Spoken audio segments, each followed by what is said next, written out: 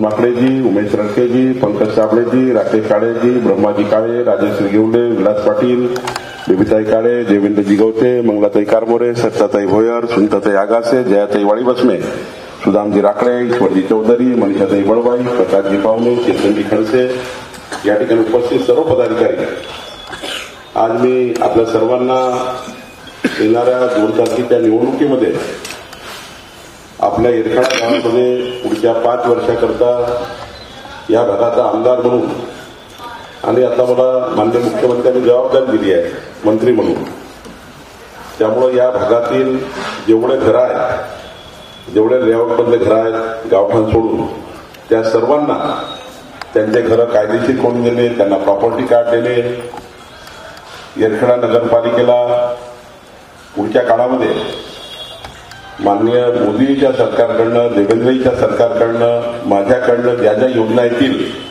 आमच्या नितीन गडकरी साहेबांनी metro railway या ठिकाणी दिली, येरखेडा मेट्रोचं गाव होते आहे, पुढच्या काळामध्ये कामठी कळमना रस्ता आपण बांधतो आहे, येरखेड्याच्या बीबी कॉलनीमध्ये मोठ्या प्रमाणात आपण विकास करणार आहोत. या सर्वच भागाच्या विकासाकरता आपल्याला येरखेडा नगरपालिकेमध्ये आपला नगराध्यक्ष आवश्यक आहे. आपला नगराध्यक्ष असेल तर आपण केंद्राचा, राज्याचा जो पैसा आला तो योग्य ठिकाणी खर्च होईल. आणि एखाद्या वेळी चुकीची बटन दबली आणि चुकीचा नगराध्यक्ष आला तर तो ना चंद्रशेखर बावनकुळेची योजना पूर्ण करेल, ना केंद्र सरकार, राज्य सरकार ते योजना पुढे नेईल. या ठिकाणी हे लक्षात ठेवा, मतदान येणार आहे, मतदान जाणार आहे, पण पुढच्या 5 वर्ष आपल्या येरखेडा नगरपालिकेच्या विकासाचा जर आपल्याला 2029 येरखेडा कसं असेल, 2034 येरखेडा कसा आहे, 2047 मध्ये 20 वर्षानंतर येरखेडा गाव कसं राहील, तिथील जनसंख्या जेव्हा राहील त्या जनसंख्येला किती रस्तावीज पाणी लागेल, 2047 पर्यंतच्या जनसंख्येला किती रस्तावीज पाणी लागेल, कशी गटर लाईन लागेल, कसा विकास त्या ठिकाणी होईल, या सर्व बाबीकरता हा आराखडा तयार करण्याकरता, हा आराखडा मंजूर करण्याकरता आपल्याला नगरपालिकेचा अध्यक्ष आणि आपली बॉडी लागणार आहे. या ठिकाणी जर आपली बॉडी निवडून आली तर त्या ठिकाणी मी या भागाचा आमदार म्हणून या सर्व जे घर आहेत त्या घरांना कायम सातबारे देणे, त्याचं प्रॉपर्टी कार्ड करून देणे. आज माननीय पंतप्रधान मोदीजींनी 30 लाख घरं दिलेले आहेत महाराष्ट्राला, त्यातले जवळपास 1000 घरं आपल्याला येरखेडा ग्रामपंचायतमध्ये, नगरपंचायतमध्ये गरीब माणसाला द्यायचे, 2.5 लाखाचं घर द्यायचं आहे. आणि त्यामुळं एकडे बीबी कॉलनीचा विकास असेल, एकडे येरखेडाचा विकास असेल, नवीन येरखेडाचा विकास असेल, याकरता आपण आपल्या सरकारने ही नगरपालिकेचं शहर या ठिकाणी घोषित केलं. आणि नगरपालिका करून काय फायदा झाला तर NMRDA मध्ये आपलं गाव जे गेलं होतं त्या गावाला आपण कमी करण्याचा प्रयत्न करून आता नगरपालिकेच्या नगराध्यक्षांना सर्व अधिकार घेणार आहे. नगरपालिका अध्यक्षच आपले घरं मंजूर करणार आहे. नगरपालिकेचा अध्यक्ष या ठिकाणी सर्व महाराष्ट्र सरकार, केंद्र सरकारच्या योजना पूर्ण करणार आहे. पहिली सही नगराध्यक्षाची पाहिजे असतं कुठल्याही विकास कामावर, कुठल्याही योजनेवर, मग आमदाराची सही होतं, मग पालकमंत्री म्हणून माझी सही करतं, माननीय मुख्यमंत्री त्या ठिकाणी सही करतात आणि विकास निधी येतो. आज मुख्यमंत्री आपल्यासोबत आहे, नितीन गडकरीजी आपल्यासोबत आहे, मी पालकमंत्री म्हणून आमदार म्हणून सोबत आहे. या तिघांच्याही अधिकाराचा वापर आपल्याला जर येरखेडा करायचा असेल तर नगरपालिकेचा अध्यक्ष असल्याशिवाय मी आमदार असूनही, मंत्री असूनही या नगराला जो फायदा व्हायचा तेवढा होणार नाही जेवढा आपला नगराध्यक्ष आल्यावर होईल. कुणाची तरी बटन दाबायचं आहे, कुणी तर निवडून येणार, कुणाची तरी बटन दाबायची आहे, कुणी तर निवडून येणार आहे. पण एक बटन जी आहे ती डेव्हलपमेंटची आहे, विकसित येरखेड्याची आहे, आणि एक बटन जी काँग्रेसची आहे ती उद्ध्वस्त करणारी आहे. 5 वर्ष या शहराचा विकास थांबवणारी आहे. कारण तिथला पंजाचा निवडून आलेला नगराध्यक्ष कधीही चंद्रशेखर बावनकुळे, गडकरी साहेबांच्या, देवेंद्रजींच्या योजना येरखेड्यामध्ये येऊ देणार नाही.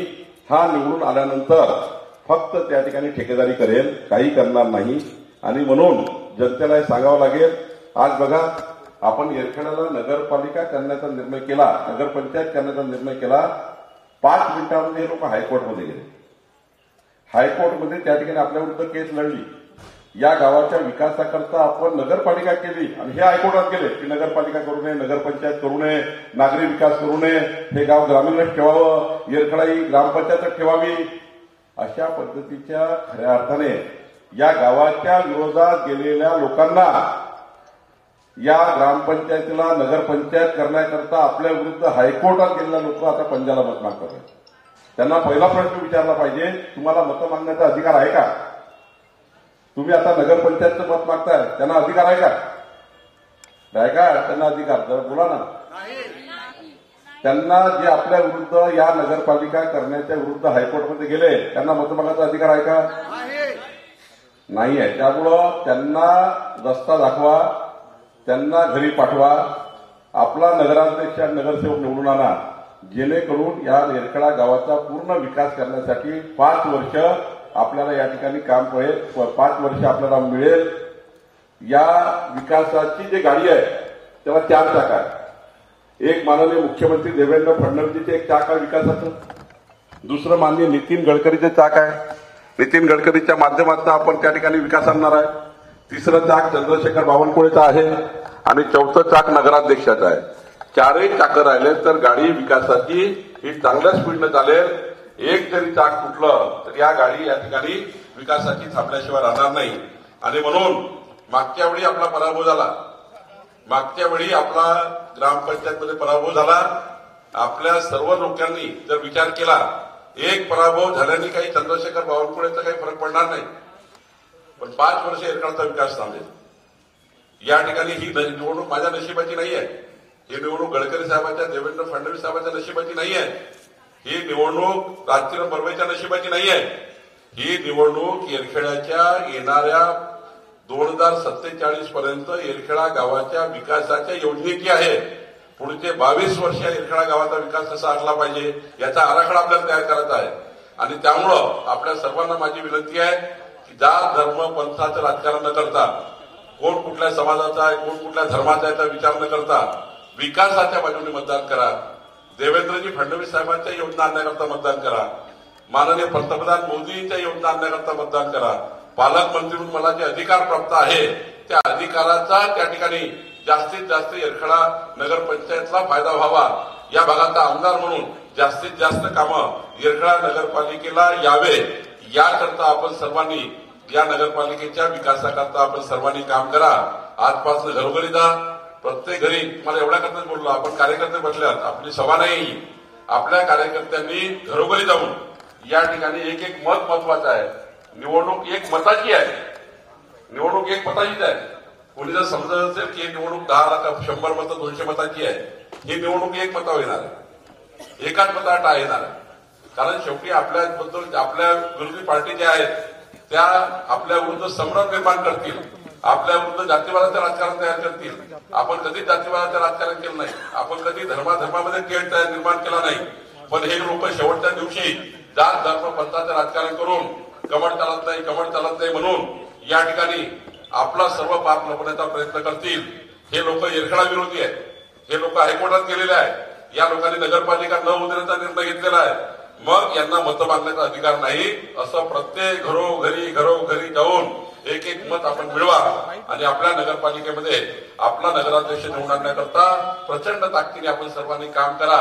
एवढीच विनंती आपल्याला करतो. कार्यकर्त्यांची बैठक आहे, त्यामुळे कार्यकर्त्यांनी आजपासून घरोघरी जाऊन एका मताला, एका व्यक्तीला, एका घराला, जेवढे परिवार असतील त्या परिवाराला, जेवढे मतदार असतील त्या मतदारांना समजावा आणि आपण सर्वांनी प्रचंड ताकदीने आपल्याला या प्रचाराची मोहीम सुरू करा. आज ही प्रचाराची मोहीम सुरू झाली आहे, पण प्रत्येक वार्डामध्ये कार्यालय आहे, प्रत्येक वार्डामध्ये त्या ठिकाणी आपलं सर्व कार्यकर्त्यांची चर्चा, सर्वांना सोबत घेऊन, सर्व समाजाला, सर्व लोकांना सोबत घेऊन ही निवडणूक चांगल्या पद्धतीने लढा. एवढीच विनंती करतो. मी पहाटे 4 वाजता घरी आलो तरी या ठिकाणी एवढा लवकर आपल्याकडे पोहोचलो. काही लोक त्या ठिकाणी पोहोचले नसतील, त्यांना पोहोचल्यावर सर्वांना सांगा, कारण कार्यकर्त्यांची बैठक आहे. बूथ वाईज नियोजन करा, वार्ड वाईज नियोजन करा, इथनं जाऊ नका. इथे आमचे नेते जे बसले उभे आहेत त्या सर्व लोक वार्ड वाईज नियोजन करतील. वार्ड वाईज त्या ठिकाणी कार्यालय त्या ठिकाणी उघडा, निवडणूक आयोगाची परवानगी घ्या आणि सर्वांनी या ठिकाणी इथून 2 तास बसून आपापल्या प्रत्येक उमेदवाराचं नियोजन करून घरी जा. आता मला जरा मी तुमसर पवनी साकोली चाललो आहे, मी बराच वेळ काढून एकाला जर वेळ देतो आहे तर आपल्याही कार्यकर्त्यांनी थोडं जरा ऍक्टिव्हली काम केलं पाहिजे आणि वार्ड वाईज नियोजन केलं पाहिजे. इथनं आता वार्ड वाईज बसा, 50-50 कार्यकर्ते सर्वांना बोलवा आणि वार्ड वाईज बसून प्रत्येक नगरसेवकाने 50-50 कार्यकर्त्यांसोबत चर्चा करून प्रत्येक घरी हँडबिल, प्रत्येक घरी स्टिकर, प्रत्येक घरासमोर त्या ठिकाणी बोर्ड सर्वांची परवानगी घेऊन करा. एकही घर सोडू नका ज्याच्याकडे स्टिकर नाही आहे, त्याकडे पॉम्पलेट नाही आहे. आपल्या विकासाचा जाहीरनामा, पुढचे 5 वर्ष आपण काय विकास करणार आहोत याचा एक जाहीरनामा आपण तयार केलेला आहे. पुढच्या 5 वर्षामध्ये इरकडा कसं बनणार आहे याचा एक जाहीरनामा आपण तयार केला, तो घरोघरी पोहोचवा. नुसता कागद फेकून देऊ नका, त्याला प्रत्येक घरी समजून सांगा की भारतीय जनता पार्टीचा नगराध्यक्ष आल्यावर अशा पद्धतीचे काम होणार आहे. भाजपाचं सरकार आल्यानंतर असे काम होणार आहे. माननीय देवेंद्र फडणवीसजी ही योजना देणार आहे, माननीय मोदीजी ही योजना देणार आहे. चंद्रशेखर बावनकुळे ज्यांना मला देवेंद्र फडणवीसजीने आता जिल्हा नियोजन मंडळाच्या माध्यमातून 1200 कोटी रुपयाचे अधिकार मला आहे. आता 1200 कोटी रुपयामधून समजा 5-10 कोटी रुपये एरखेळ्यात द्यायचे असतील तर शेवटी नगराध्यक्षाशी लागतं, मला डायरेक्ट देता येत नाही. अशी व्यवस्था नाही आहे की दिल्ली मुंबईतनं पैसा आला डायरेक्ट नगरपालिकेच्या वार्डात गेला. आधी तो नगरपालिकेला पाठवावं लागतं, मग नगराध्यक्ष नियोजन करतं, नगरसेवक नियोजन करतात आणि मग तो विकास निधी खाली जातो. जर त्या ठिकाणी एक चुकीची बटन दबली, चुकीच्या त्या ठिकाणी लोक निवडून आले, काय गॅरंटी आहे ते माझ्याकडे येतील आणि माझा सरकारचा पैसा त्या ठिकाणी सरकारची योजना गरीब माणसाला पोहोचवतील. उद्या त्या ठिकाणी एरखेळ्याची जनता पुन्हा त्या ठिकाणी योजनापासून दूर राहील, घरकुलापासून दूर राहील. आज 1000 घर आपल्याला एरखेळ्याला द्यायचे आहे. पट्टे वाटप आपण रविदास नगरला केले आहे, रविदास नगरच्या गरीब माणसाला घर द्यायचं आहे, मराठवाडीमध्ये घर द्यायचं आहे आणि त्यामुळं ज्या ज्या गरीब माणसाचे प्लॉट या ठिकाणी आहेत त्यांना घरं द्यायची आहे. आणि जे घरं प्लॉट 15/10/2024च्या पहिले 15/10/2024 डेट लक्षात ठेवा. या डेटच्या पहिले ज्यांनी प्लॉट घेतले असेल, ज्यांनी घर बांधले असेल त्या सर्व प्रॉपर्टी आता क्लिअर झालेल्या आहे. प्रॉपर्टी कार्ड आपण देतो आहे, सर्वांचं प्रॉपर्टी कार्ड आपण देणार आहोत. सर्व घरं कायदेशीर करण्याचा निर्णय सरकारने घेतला आहे आणि एकही पैसा न घेता सरकार आपले घरं कायदेशीर करून देणार आहे. त्याचाही निर्णय आपल्याला नगरपालिका आल्यावर करावा लागेल. त्यासाठी आपण सर्वांनी काम करा, एवढीच माझी विनंती आहे. आता मी इथं गेल्यानंतर थोड्या वेळात मला कळवा की प्रत्येक नगरसेवक आपले 50-50 कार्यकर्ते घेऊन अनिल निदानजी आपण सर्व बसा आणि प्रत्येक वार्डाचं नियोजन करा. रात्री मी पुन्हा एरखेळ्यात येईल, तेव्हा मी एरखेळ्यात आल्यानंतर प्रत्येक नगरसेवकाशी बोलेल, कार्यकर्त्याशी बोलेल. मी रात्री एरखेळ्यात आल्यानंतर मात्र आत्ता बैठकीत काय काय झालं, काय काय नियोजन आपण प्रचाराचं केलं आहे याचं संध्याकाळी मला कळवा. मला आता साकोली पवनी जायचं असल्यामुळे मी तुमची क्षमा मागतो आणि आपण सर्वांनी या ठिकाणी बसून पुढचं नियोजन करावं अशी विनंती करतो. धन्यवाद. देश विदेशातील प्रत्येक घडामोडींचे लाईव्ह अपडेट मिळवण्यासाठी आता साम टीव्हीच्या सर्व सोशल मीडिया प्लॅटफॉर्मला लाईक, फॉलो आणि सबस्क्राईब करा. तसंच सर्व नोटिफिकेशनसाठी बेल आयकॉन प्रेस करायला विसरू नका.